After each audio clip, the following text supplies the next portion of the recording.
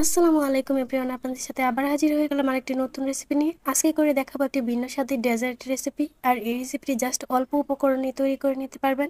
আর এটার টেস্ট মাশাআল্লাহ এতটাই দারুণ ছিল যে ছোট বড় সবারই খুব বেশি পছন্দ হবে। তো চলুন মূল ভিডিওটিতে যাওয়া যাক। আমি এই রেসিপি তৈরির জন্য প্রথমে চুলায় এখানে হাফ লিটার পরিমাণ গরুর দুধ বসিয়ে দিয়েছি। তারপর এখানে দিয়ে দিচ্ছি 1/3 কাপ পরিমাণ গুঁড়া দুধ।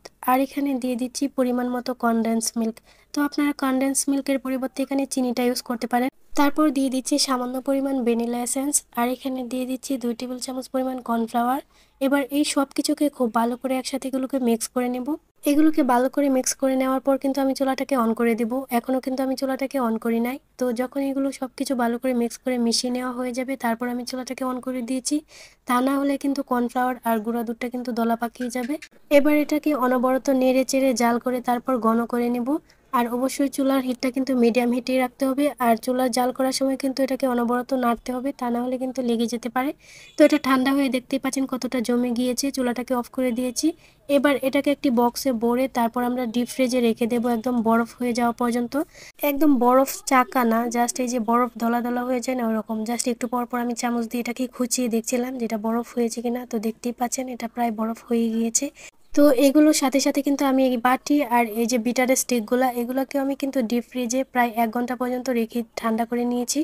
যখনই আপনারা দুধ দিয়ে এরকম ক্রিম তৈরি করতে যাবেন, অবশ্যই এই কাজটা কিন্তু করবেন। এভাবেই কিন্তু বরফের মধ্যে রেখে তারপর একটু ঠান্ডা করে নেবেন বাটি আর স্টিকগুলোকে।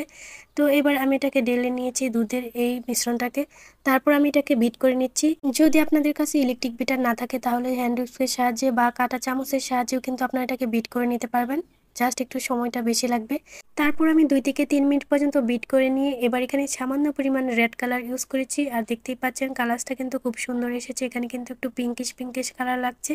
তারপর বিট করা হয়ে গেলে এরকম একটা ক্রিমি টাইপের হয়ে গেলে আমি বিট করা অফ করে দিয়েছি। আর এটা কিন্তু বেশি ড্রাই করতে হবে না, জাস্ট এরকম ক্রিমি থাকলেই হবে। তারপর আমি এখানে নিয়ে নিয়েছি মেন উপকরণ। এখানে আমি পাউরুটি নিয়েছি। তো আমি এখানে 6 থেকে 7টা পিস পাউরুটি নিয়েছি। আপনারা এখানে পরিমাণ মতো পাউরুটি নিয়ে নেবেন। তারপর এগুলো সাইডগুলোকে আমি কেটে আলাদা করে রেখেছি। আর সাইডগুলো আপনারা চাইলে রেখে দিতেও পারেন। এইবার এই রুটিগুলোকে আমরা বেলে পাতলা করে নিব। সবগুলো রুটিকে আমি বেলে পাতলা করে নিচ্ছি। দেখতেই পাচ্ছেন কতটুকু পাতলা করেছি, যাতে করে এই রুটিগুলোকে খুব সুন্দর করে রোল করা যায়। সেই জন্য আমি রুটিগুলোকে এরকম পাতলা করে বেলে নিয়েছি। এবার এখানে নিয়ে নিয়েছি ক্রিমটা। তারপর এর মধ্যে আমি ক্রিমটা দিয়ে দিব। রুটির মধ্যে এভাবে চামচ দিয়ে ক্রিমটা এভাবে মিক্স করে নেবেন। তো পুরোটা রুটির মধ্যে খুব ভালো করে ক্রিমটাকে লাগিয়ে নিয়ে তারপর এটাকে একটু রোল শেপে আমি দিয়ে দিচ্ছি। তো দেখতেই পাচ্ছেন এরকম রোল করে নিচ্ছি। তো এবার আমি একটি প্লেটে সবগুলোকেই সাজিয়ে নিচ্ছি। সেমভাবে আমি সবগুলো রুটিকে এরকম ক্রিম লাগিয়ে তারপর রোল তৈরি করে নিচ্ছি। তো যদি কেউ চান এই ডেজার্টগুলোকে এরকম সিম্পলভাবেও সাজিয়ে পরিবেশন করে রাখতে পারেন, বা উপর থেকে এরকম আরেকটু ক্রিম দিয়ে দিতে পারেন। এতে কিন্তু দেখতেও অনেকটা সুন্দর লাগে আর খেতেও বেশ দারুণ লাগে।